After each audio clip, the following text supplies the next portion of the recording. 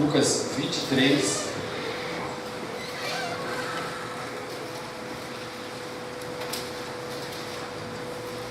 Nós vamos ler a partir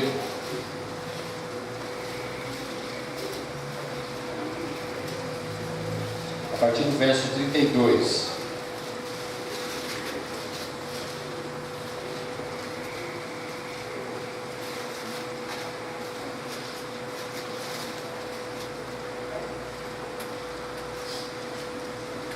Nós vamos ler do 32 até o 43. Vamos colocar em pé em reverência a palavra do Senhor.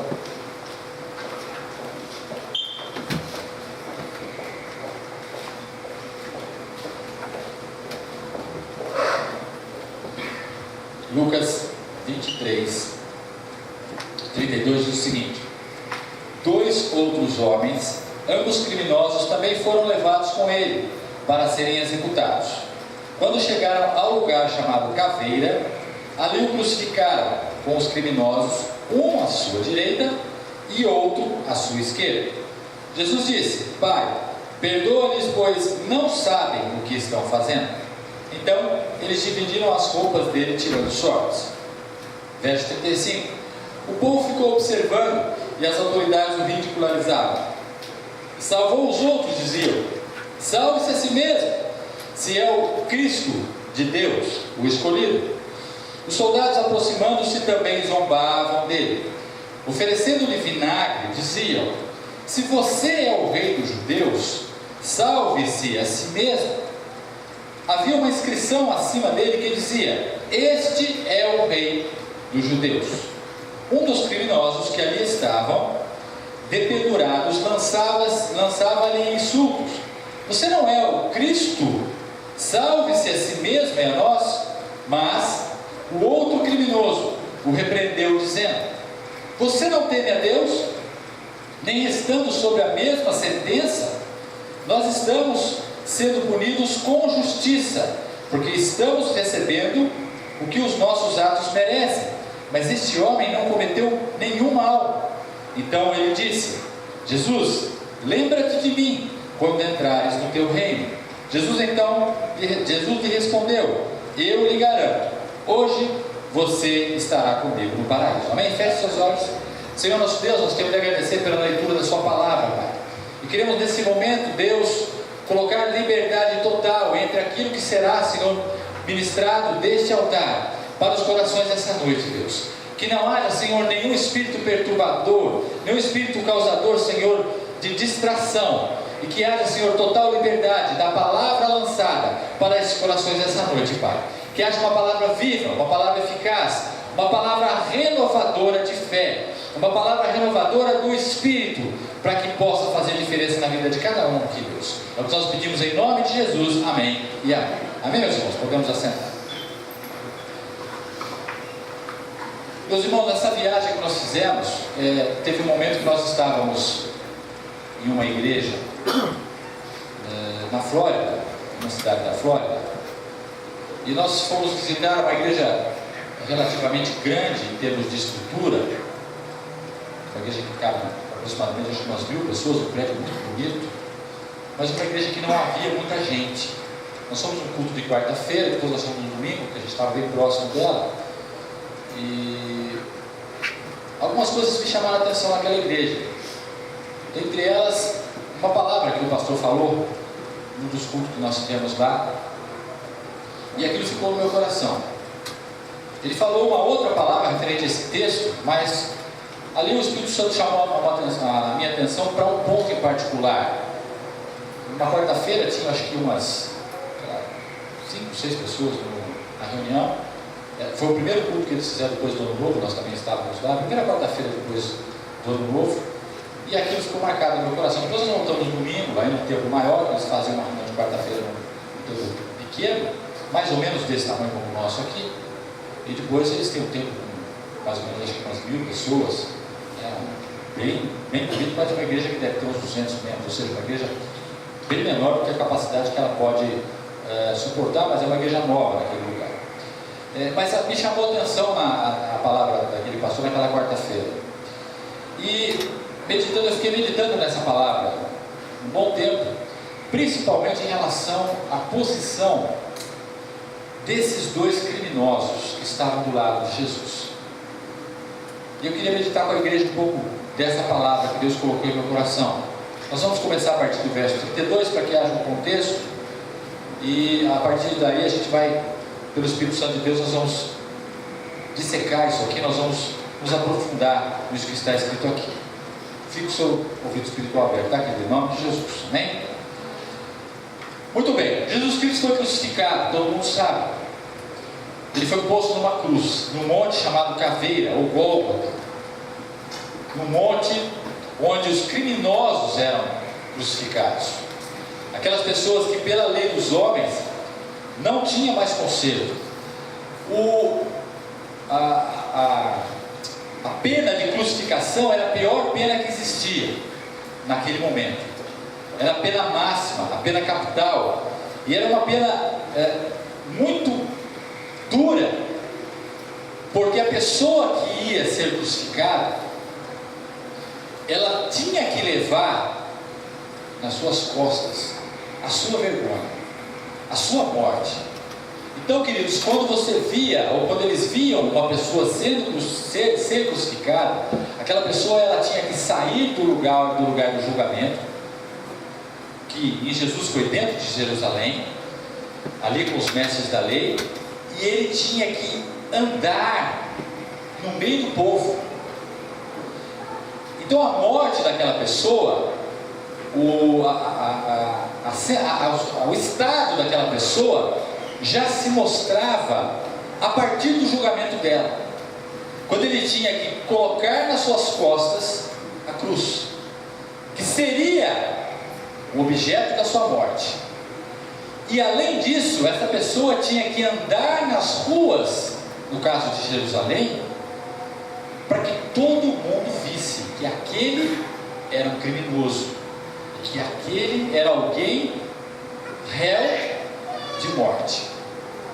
Ou seja, a pena não era só uma pena física, era também uma pena de tortura emocional, psicológica.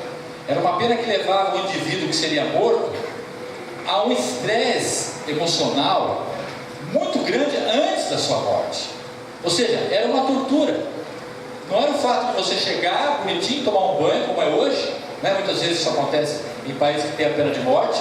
A pessoa toma um banho, faz lá o que ela tem que fazer, vai para uma cadeira elétrica, senta numa cadeira elétrica e em segundos ela morre.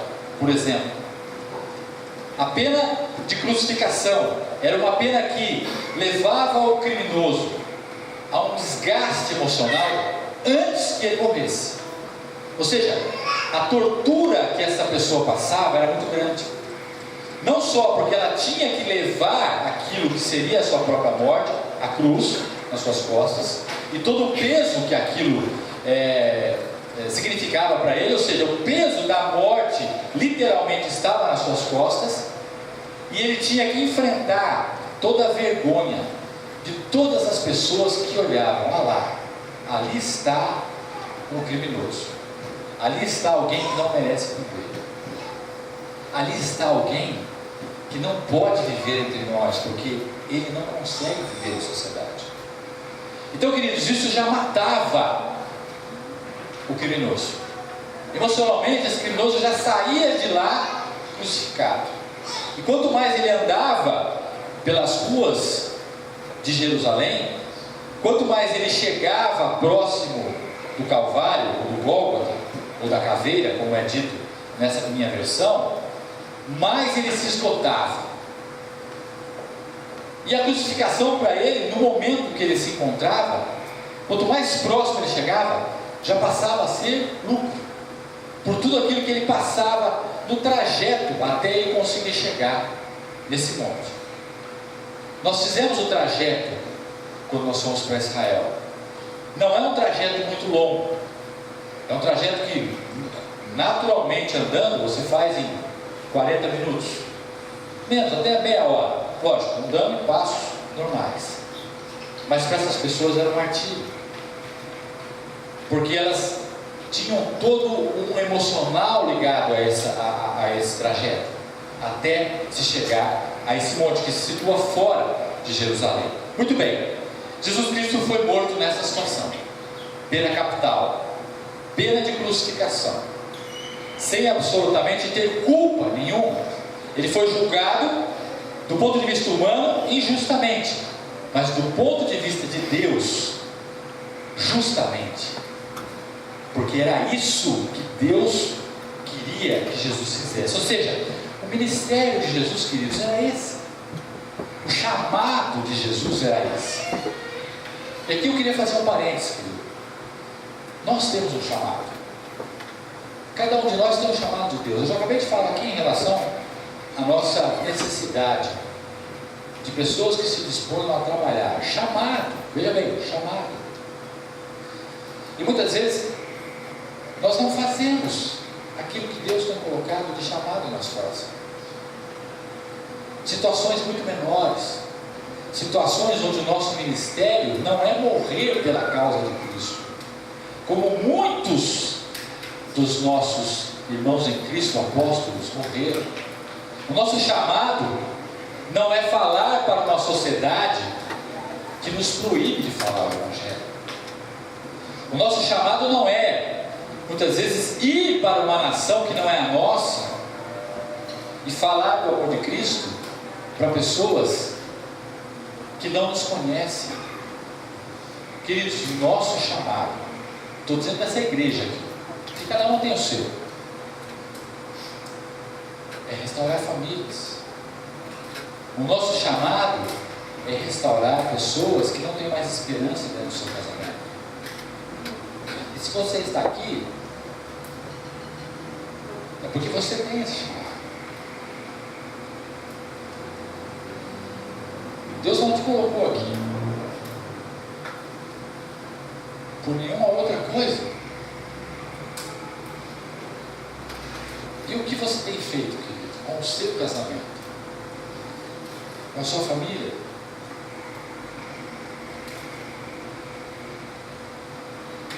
Qual a posição que você tem tomado dentro da sua família? Primeiro, porque você não pode salvar os outros se você não se curar primeiro. Nós não somos uma igreja de teoria, nós somos uma igreja de prática. Você tem que refletir na sua vida aquilo que os outros esperam da vida deles. Nós temos que ter a nossa vida refletida em Cristo para que as pessoas possam ver isso em nós. Tome uma posição essa noite em relação àquilo que você tem feito nesta igreja. Porque se você está aqui, é porque Deus te chamou para isso. Senão você estaria em qualquer outro lugar. Você não estaria aqui.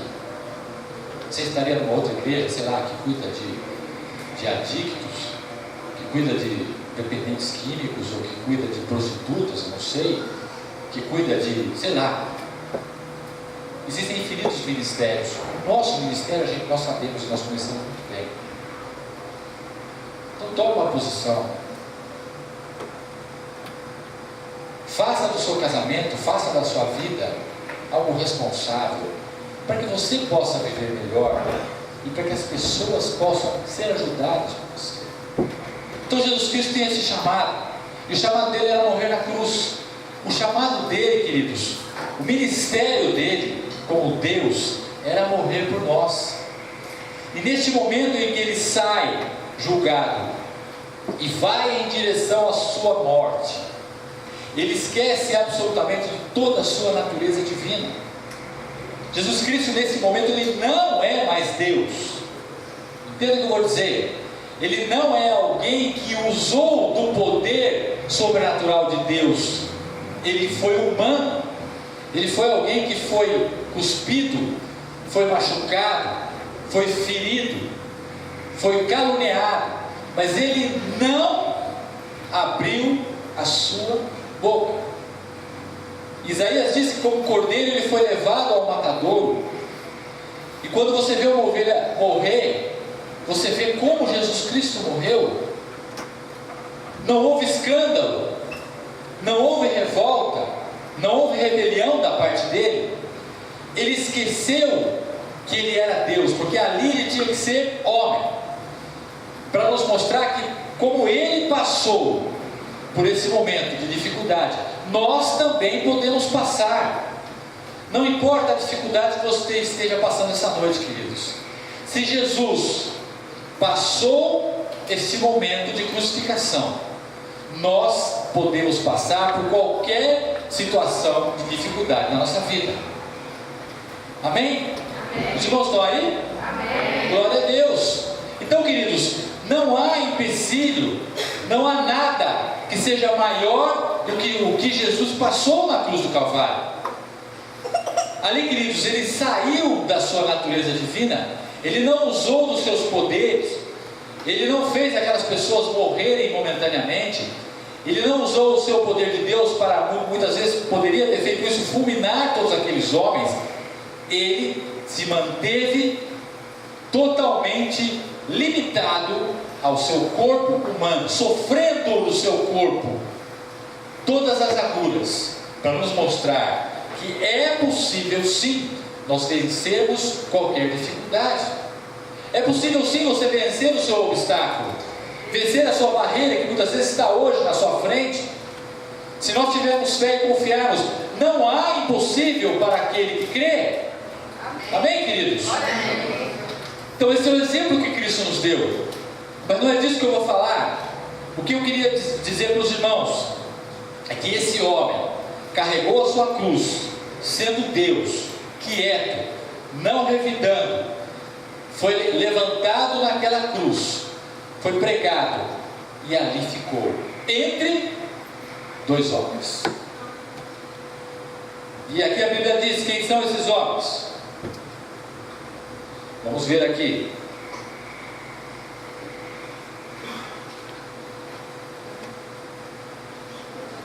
Verso 33: quando chegaram ao lugar chamado Caveira, ali o crucificaram com os criminosos, um à sua direita e outro à sua esquerda. Jesus no 34 diz: Pai, perdoa-lhes, pois não sabem o que estão fazendo. Então eles dividiram as suas roupas, tirando sortes. Muito bem, e aí mais uma vez começa, no 35 nós vamos ler um outro insulto, que ele já tinha levado inúmeros outros, que diz assim: o povo ficou observando, e as autoridades o ridicularizavam. Salvou os outros, diziam.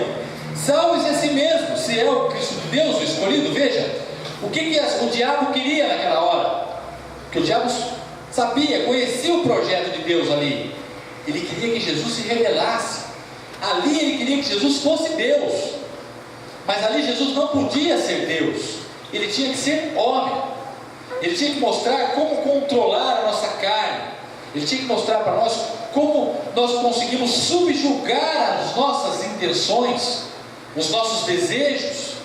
E ali as pessoas, ali tentando Jesus, e o diabo usando aquelas pessoas, falando: agora você não é Deus, por que você não sai daí?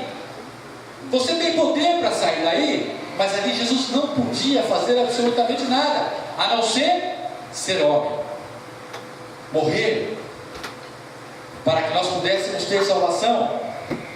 E aí os soldados, aproximando-se, também zombavam dele, oferecendo-lhe vinagre. Diziam: se você é o rei dos judeus, salve-se a si mesmo. E no final eles colocaram uma inscrição acima de Jesus que dizia: este é o rei dos judeus. Agora os dois homens, um dos criminosos, que ali estava dependurado, lançava-lhe insultos: você não é o Cristo? Salve-se a si mesmo e a nós. E o outro, do outro lado, repreendeu dizendo: você não teme a Deus, nem estando nesta mesma sentença, nós estamos sendo punidos com justiça, porque estamos recebendo o que os nossos atos merecem, mas este homem não cometeu nenhum mal. Veja, queridos, Jesus entre dois homens. Um homem que, o primeiro, que estava sendo guiado pela sua natureza pecaminosa, rebelde. Um homem que queria dar um jeitinho para sair dali. Um homem que queria que Jesus salvasse a sua vida, mas um homem que não queria mudar de vida. E do outro lado de Jesus, Um homem que entendeu o propósito de Deus para a vida dele. E que Jesus era o propósito para a vida dele. O homem que entendeu que ele precisava estar ali. Que ele era culpado.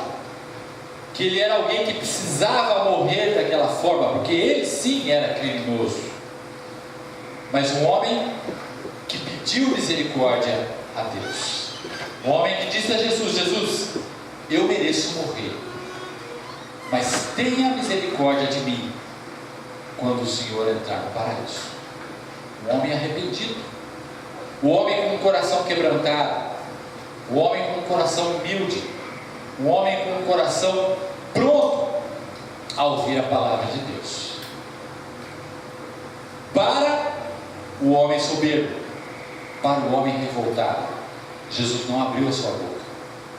Mas para este homem, no verso 43 ele diz, depois do pedido que ele fez a Jesus, Jesus lhe respondeu: eu lhes garanto, hoje você estará comigo no paraíso. Queridos, aqui nós aprendemos uma coisa muito interessante. Jesus é o único capaz de transformar você e eu, que um dia já fomos igual a esse criminoso orgulhoso, igual a esse criminoso soberbo, a esse criminoso interessado só no benefício de Deus, mas não interessado em ser servo desse Deus. E hoje nós passamos do outro lado, nós atravessamos a ponte que é Cristo, e Ele nos fez ser igual a este criminoso que pediu misericórdia a Deus.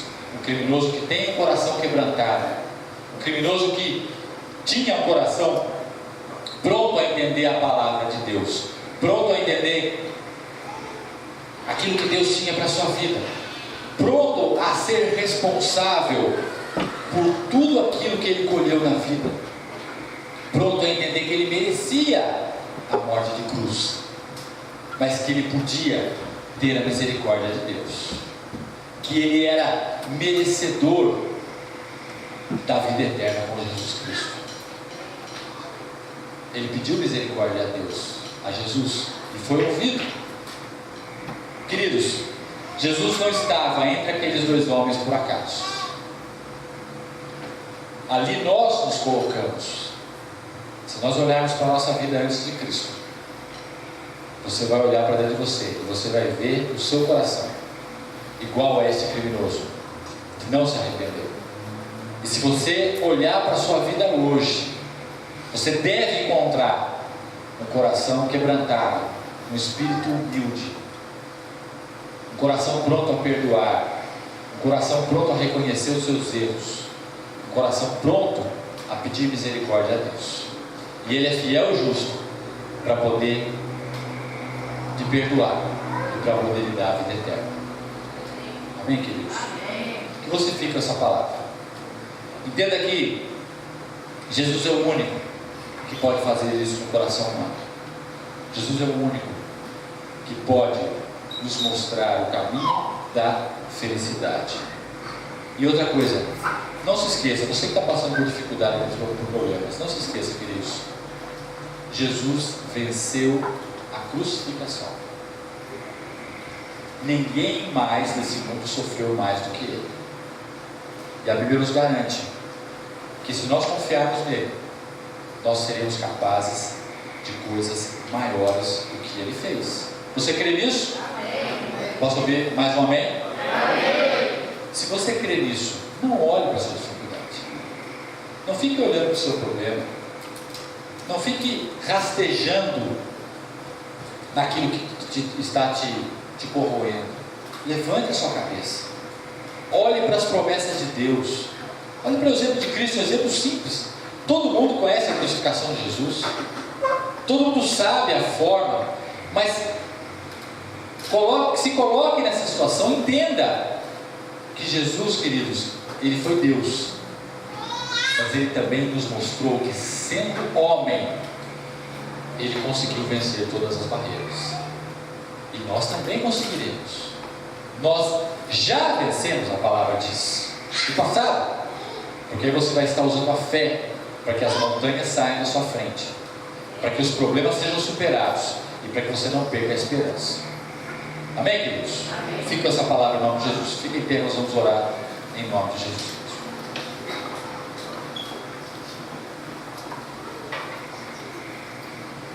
Eu queria fazer uma oração por você, queridos, nesse momento. Se você tem vacilado na sua fé, isso é humano, tá, queridos? Não significa que você é melhor do que ninguém, não. Todos nós vacilamos na nossa fé. O que nós não podemos é perder a fé. Por isso que existe a igreja existe para isso. Para que quando você vacilar, um irmão, a igreja, te sustenta. Porque muitas vezes na igreja um está lá em cima, um está lá embaixo.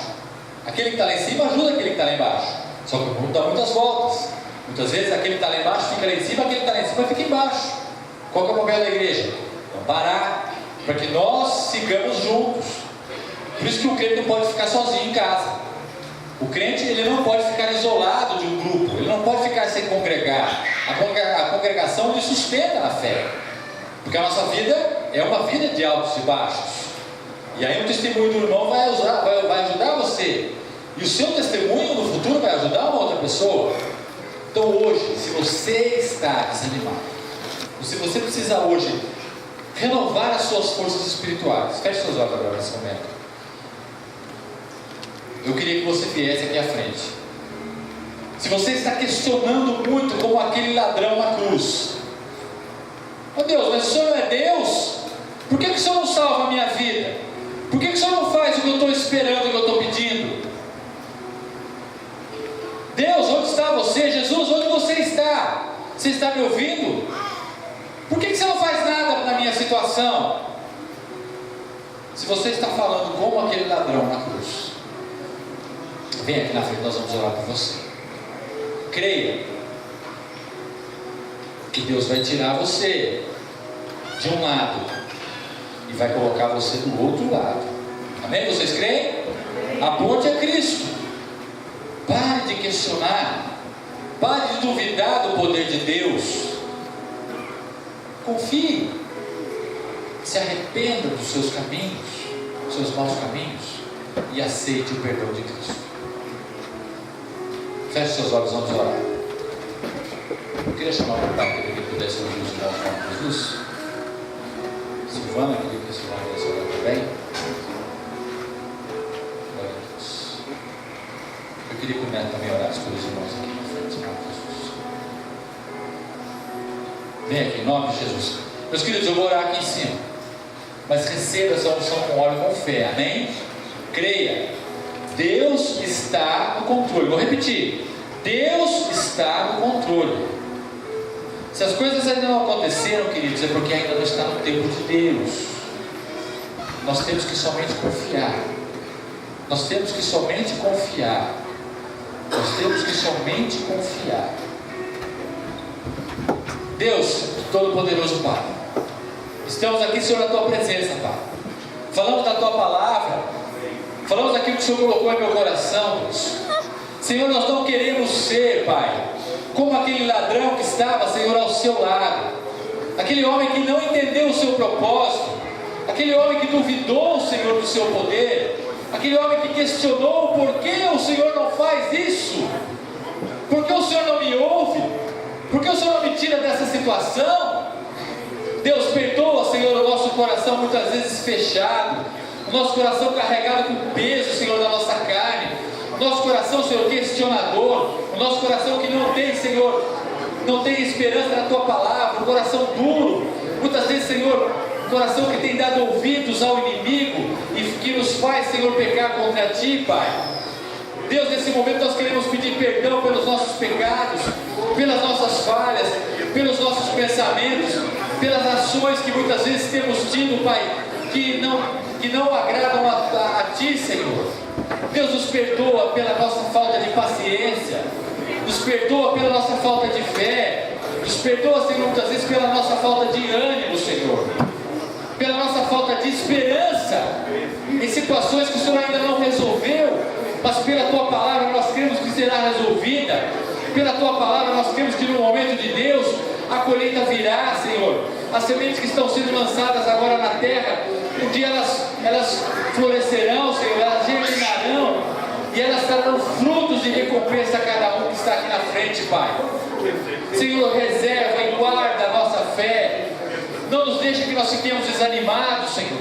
Não nos deixe que nós percamos a esperança e a vontade de estar perto de Ti, Pai. Senhor, recebe, Pai, em nome de Jesus, neste momento, essas pessoas que aqui na frente estão, essas pessoas que pedem a Sua misericórdia, essas pessoas que agora, Senhor, estão sendo transportadas de um lado da cruz para o outro, pessoas que agora estão entendendo que o Senhor é um Deus soberano, que o Senhor é um Deus que tem o tempo para todas as coisas, que o Senhor é um Deus que faz tudo no tempo certo, que o Senhor é um Deus que ouve sim as nossas dificuldades, mas muitas vezes tem falado para nós: espera que eu estou trabalhando, espera, é o momento de eu trabalhar na sua vida, é o momento de eu modificar o seu caráter, é o momento de eu modificar a forma que você me vê.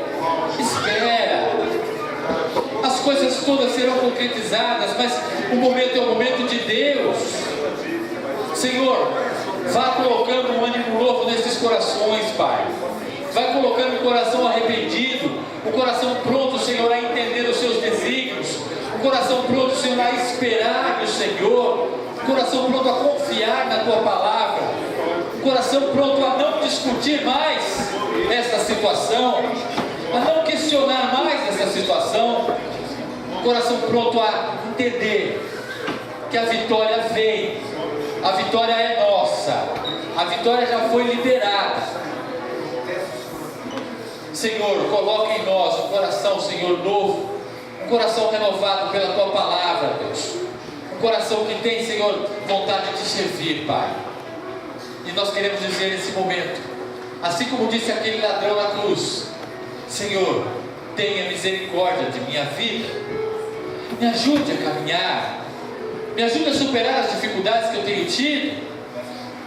Senhor, toma conta da minha vida, recebe a minha vida nesse momento, recebe a minha dificuldade, toma conta dela, e Senhor, me dá a Sua salvação, me dá, Senhor, a certeza da vida eterna, me dá, Senhor, uma reconciliação contigo, Pai, que se amanhã eu não estiver mais nesse mundo, o Senhor me receba nos céus, nos Teus braços.